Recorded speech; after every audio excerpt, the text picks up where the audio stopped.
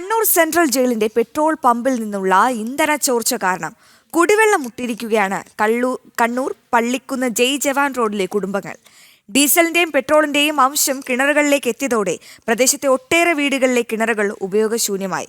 ജനങ്ങളുടെ കുടിവെള്ളം മുട്ടിച്ചതിൽ ശാശ്വതമായ പരിഹാരം വേണമെന്നാണ് പ്രദേശവാസികളുടെ ആവശ്യം. പതിറ്റാണ്ടുകളായി ശുദ്ധജലം ലഭിച്ചിരുന്ന കിണറുകൾ ഇന്ന് പെട്രോളും ഡീസലും കലർന്ന് ഉപയോഗിക്കാൻ പറ്റാത്ത അവസ്ഥ. തൊട്ടടുത്ത് സ്ഥിതി ചെയ്യുന്ന കണ്ണൂർ സെൻട്രൽ ജയിലിന്റെ പെട്രോൾ പമ്പിൽ നിന്നുള്ള ഇന്ധന ചോർച്ചയാണ് ഇത്തരമൊരു ഗതികേടിലേക്ക് നയിച്ചത്. ഓൾറെഡി പൊല്യൂഷൻ കൺട്രോൾ ടെസ്റ്റ് ചെയ്തിട്ട് 4 വീട്ടിൽ ഉണ്ട്. ഏറ്റവും അധികം ഇടിയ ആക്ച്വലി ഓൺലി 1 ആയേ ഉണ്ടാൻ പാടുള്ളൂ. That is cancerous. ഇവിടെ 2000 ആണ് ഈ കിണറ്റിൽ. And the best part is ഇതിപ്പം സ്പ്രെഡായി. 4 വീടേ അറിയുന്നുള്ളൂ.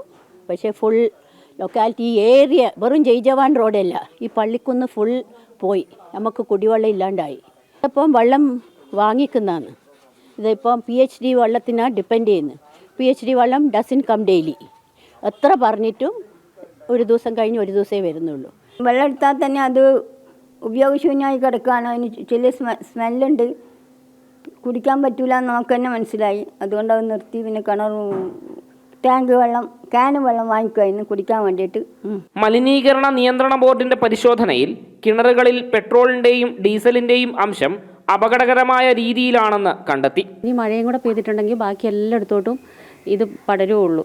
അപ്പം പിന്നെ കൂടുതൽ പ്രശ്നത്തിലോട്ട് പോകും. പിന്നെ ഒന്നും ചെയ്യാൻ പറ്റാത്ത അവസ്ഥ വരുള്ളൂ.